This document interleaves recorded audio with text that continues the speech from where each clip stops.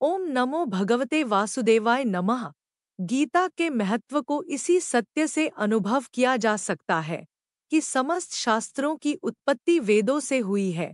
वेदों का प्राकट्य ब्रह्मा जी के मुख से हुआ है, लेकिन वे स्वयं भगवान के नाभिकमल से उत्पन्न हुए हैं। गीता तो स्वयं साक्षात श्री हरि की अमृतवाणी है। अतएव इसे समस्त शास्त्रों से, यहाँ तक कि वेदों से भी बढ़कर कहा जाए तो कोई अतिशयोक्ति न होगी। गीता के प्रथम अध्याय की दूसरे श्लोक में दुर्योधन के द्वारा धृतराष्ट्र को राजी करने की बात की गई है। दृष्ट्वा तु पांडवानीकं व्यूढ़ं दुर्योधनस्तदा आचार्यमुपसंगम्य राजा वचनमब्रवीत। उस समय वज्रव्यूह से खड़ी हुई पांडव सेना को देखकर और द्रोणाचार्य के पास जाकर राजा दुर्योधन यह वचन बोले। तदा, जिस समय दोनों सेनाएं युद्ध के लिए खड़ी हुई थीं, उस समय की बात संजय यहाँ तदा पद से कहते हैं, कारण कि धृतराष्ट्र का प्रश्न युद्ध की इच्छा वाले मेरे और पांडु के पुत्रों ने क्या किया, इस विषय को सुनने के लिए ही है।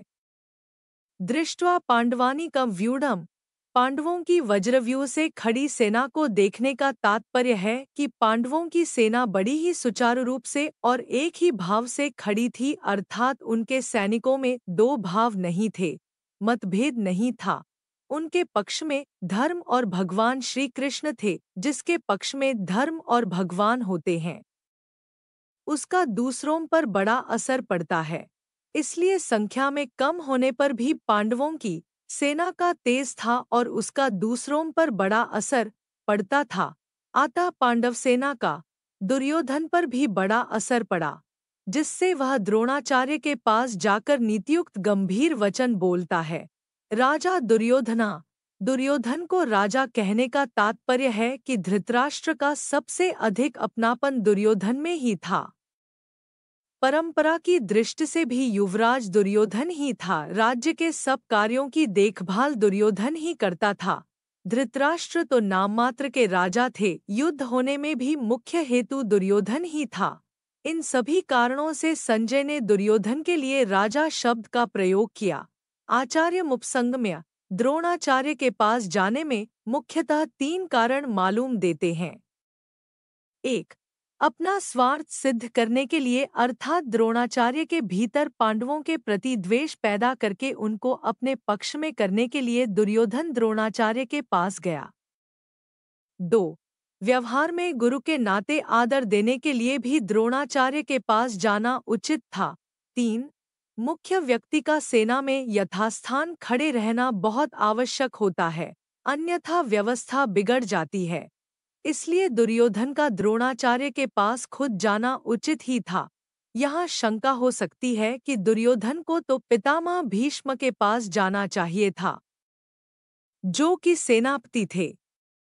पर दुर्योधन गुरु द्रोणाचार्य के पास ही क्यों गया, इसका समाधान यह है कि द्रोण और भीष्म दोनों उभय पक्षपाती थे, अर्थात वे कौरव और पांडव दोनों का ही पक्ष रखते थे।